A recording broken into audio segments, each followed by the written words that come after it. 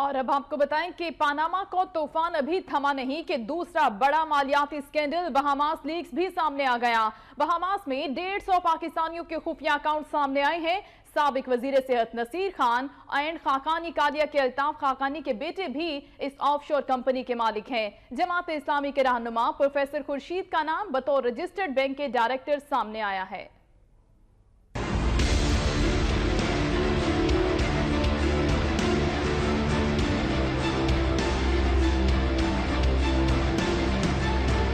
Panama leaks کے بعد ایک اور بڑا مالیاتی سکینڈل بہاماس لیکس سامنے آ گیا۔ بہاماس کی 2.25 لاکھ آف شور کمپنیوں میں سے 69 کمپنیاں پاکستانیوں کی ہیں۔ ان 69 کمپنیوں کے مالکوں اور ڈائریکٹرز میں 150 پاکستانی ہیں۔ سابق وزیر صحت نصیر خان کا بیٹا بہاماس میں آف شور کمپنی کا مالک ہے۔ خانانی اینڈ کالیا کے الطاف خانانی کے بیٹے عبید الطاف خانانی کی بھی بہاماس میں آف شور کمپنی سامنے آئی ہے۔ الطاف خانانی دہشت گردی کی فائنانسنگ کے الزام میں اس وقت امریکہ میں زیر علاج ہیں۔ جماعت اسلامی کے رہنما پروفیسر خورشید بہاماس میں رجسٹرڈ بینک کے ڈائریکٹر کے طور پر سامنے آئے ہیں۔ یہ بینک 9/11 کے بعد پابندیوں کے باعث بند ہو گیا تھا۔ تاہم پروفیسر خورشید احمد کہتے ہیں کہ عقیدہ اسلامک بینک میں ان کا کوئی شیئر نہیں۔ کراچی کے معروف بلڈر محسن ابو بکر شیخانی کی بھی بہاماس میں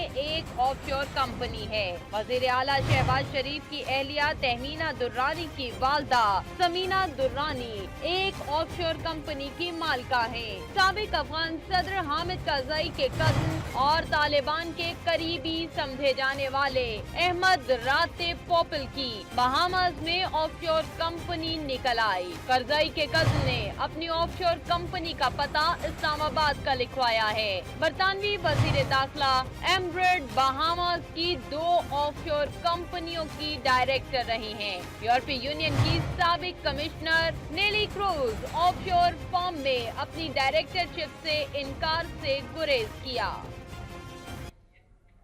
ابھی آپ کو ہم خبر دیں